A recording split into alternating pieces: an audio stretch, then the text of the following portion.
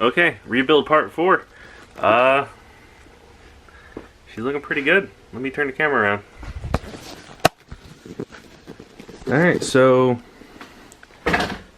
I peeled the tape off this morning and I started cleaning up the window and stuff like that. Threw the taillight in it. I just painted around all the edges. You can see this is this side. It don't look too bad. The taillight's in there. Got this panel in. I had to, I'm a couple clips short, but I think it's in there all right. It's it moves a little bit, but if you look at the front fender, I think one of the clips are broken up here too, so I could live with that. Got this plastic panel in here. I had to trim a little bit of the glue. I put a little bit too much up there, but this clipped in there, and it's bolted there. It flares out right there. I just think that plastic panel's warped from the accident. I could change that eventually, but I might not. It looks alright to me. Down here, that's taken care of and painted. Only thing I gotta do now is I gotta find a screw for in there, and then I just gotta put clips or self-tappers or something in the edges. Got the door back on. My dad helped me with that. He came over here today, helped me put the door on. That was nice and easy. And put some plastic panels back in. I think it looks pretty good. You can still see a little bit of the repair, but that's alright. My dad came and caulked the inside of the window today since the urethane dried. And I got this panel folded back in, and I just stitch welded in there. As you can see, I'm just going to throw some paint over that quick, and it should be done, and I can start throwing the panel in there. I just threw this one in there temporarily so I had something to sit on, but I filled the spare tire full of air, put that in there, vacuum underneath everything. So I'm just going to vacuum out the glass in the pocket there, wipe the panel down before I throw it back in. And my plan right now is to throw all the plastic in, get the seat bolted back in it today, get this all situated. I got this back clipped in there, so now I don't have a vice grip on this side anymore. And I gotta get the bumper back up. I thought I was missing hardware and everything, then I found some hardware up here. And I'm gonna turn the gas on. You can see we're fresh out. Right now I have the battery on charge. I should have had it on earlier today, but I tried starting it and playing with the lights, but she's dead. Like stone dead. But got her all assembled now, so she's gonna need an alignment. I remember I did the eyeball alignment, but everything's looking alright. Let's go in here. I vacuumed out the whole interior. We got seats back in. The interior is pretty clean. It needs a good wipe down. You can see it's dusty in there. My camera's dying.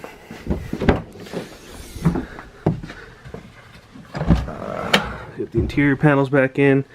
This was giving me a little bit of grief. The seatbelt buckle goes over top of this side panel here, and the bottom panel wouldn't go in. I just checked the light. The lower running light is out. I have another light bulb here. I'm gonna have to get another one tomorrow. I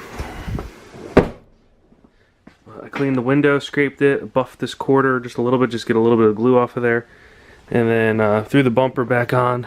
It's got a little bit of a gap here. I could live with that. The one bracket screwed in nice that goes behind it. Here, I have a second one. So the bumper goes in like this. This has a clip that sits inside the car. It's screwed in there fine. This one was This was screwed to this bracket here, but it wouldn't clip into the car no more. What I did was I set a self-tapper right here into the body of the car, and I got pretty close. I could bend it and get that in. It's going to need a little bit of tweaking there, but like I said, it's going to need more clips in here. The wheels on. I just put a self-tapper here. Apparently I seam sealed through the hole, and it's fine. And then I just put this mud flap back in. I forgot all about it. I had it sitting in the corner. Everything screwed in fine. It lined up great. I need to go back to the junkyard and get the tailpipe. I forgot that when I got the quarter panel. So that'll be another trip I have to go. It just welds right on back here to over there. And I'm pretty happy with it. She's looking real good right now. Let me know what you think about it. This is the first time doing anything extensive like this, and I pulled it off where I didn't have to paint it.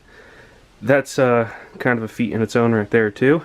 And we're going to try and get this inspection and get this thing on the road pretty soon. Okay, so I'm going to get the battery charged up, get this thing started, and then I'm going to pull it outside, bring the Studebaker back in because that's tired of sitting outside. And this is now able to sit outside without getting water in it. So I'm going to end this part here, I believe. I'm going to go to the junkyard, get the tailpipe, and then we're going to talk to the guy I know that does enhanced inspections, and we're going to take care of that. And I need to clean up the shop because it's a total mess. So I'm in the truck going to the junkyard right now. I'm going to go try and get that tailpipe for the Element, and maybe I'll show you the Element because I never filmed it. I think it's the same one that I cut the whole quarter off of, so I'll show you that. I have a little tip today for you. If you're messaging somebody off of Facebook or Craigslist or something like that, and it says that they are firm on the price of $800 or something like that, don't offer them $100 or $200. Just don't be that guy. Don't be a dick. Tip. Another tip for you. We're gonna have another one. This inspired me this morning. I have a list of parts for sale, a detailed list of every part I have, prices for every part, location of said parts. First line of the ad says, only what's listed is available. Capital letters. Should be clear enough. Don't ask me about something that's not on the list. I don't have time for that. There's a reason why that says that. So this is what happened this morning. I have the RX-7 for sale, it's listed, and somebody asks, do you have the 13B swap, manual transmission, wiring harness, and ECU? I said, dude, the ad is for a car. He goes, ad, question mark. I want to swap for my Miata. I'm asking because I have cash. Well, first off, it doesn't say anything about the original motor in the ad. The car was swapped 4 years ago. It has nothing to do with it. So I said, if you're not interested in buying the car, you need to beat it. And he goes, you fucking weirdo, you fucking dry scalp redneck. Now, first off, I am a redneck. Second off, motherfucker conditions every motherfucking day. Every day. That hurt my feelings a little bit. Weird ass insult. I don't know if it's supposed to insult me or not, but like, come on. So I'm not saying that you people are like this, followers, but maybe this will get out to somebody who needs to hear it. You're a fucking asshole. Especially you, Raphael. Yeah, that's the guy's name. He's a fucking idiot. So, rant over. I'm not mad. My scalp might be. But, we're going to the junkyard, and let me turn the camera around. A lot less snow here, so I don't have to go trekking through the junkyard looking for what I want. Kicking snow around and trying to find shit, because I'm on a little bit of a mission here. So we're on our way to Harry's You Pull It in Hazleton. So we'll let you know when we get there.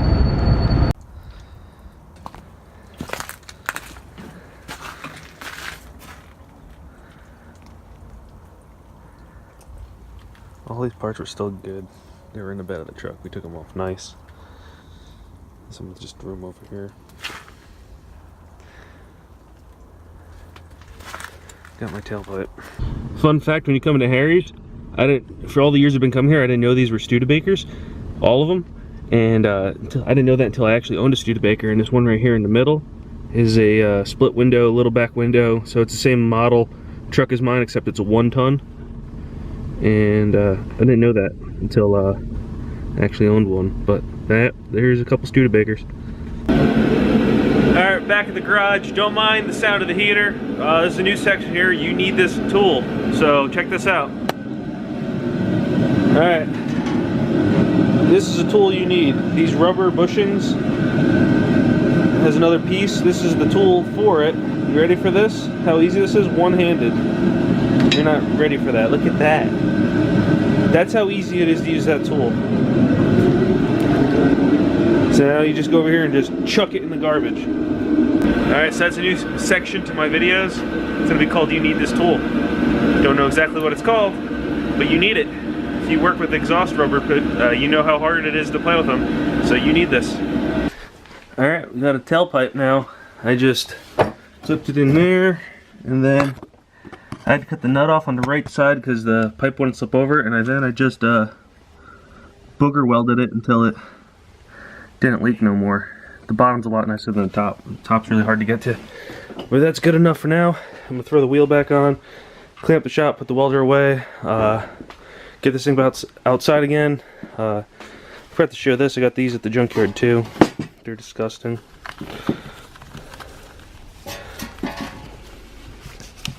These are, the axle shaft goes in the center there, and then these are called tripod bearings. And what they do is they go into the ends of this diff. I forgot them at the junkyard, so that's why I was happy that there was no snow. So I didn't have to go digging for the axles under the snow, because I knew where I left them. So now I have those, and then the kit comes with axle shafts.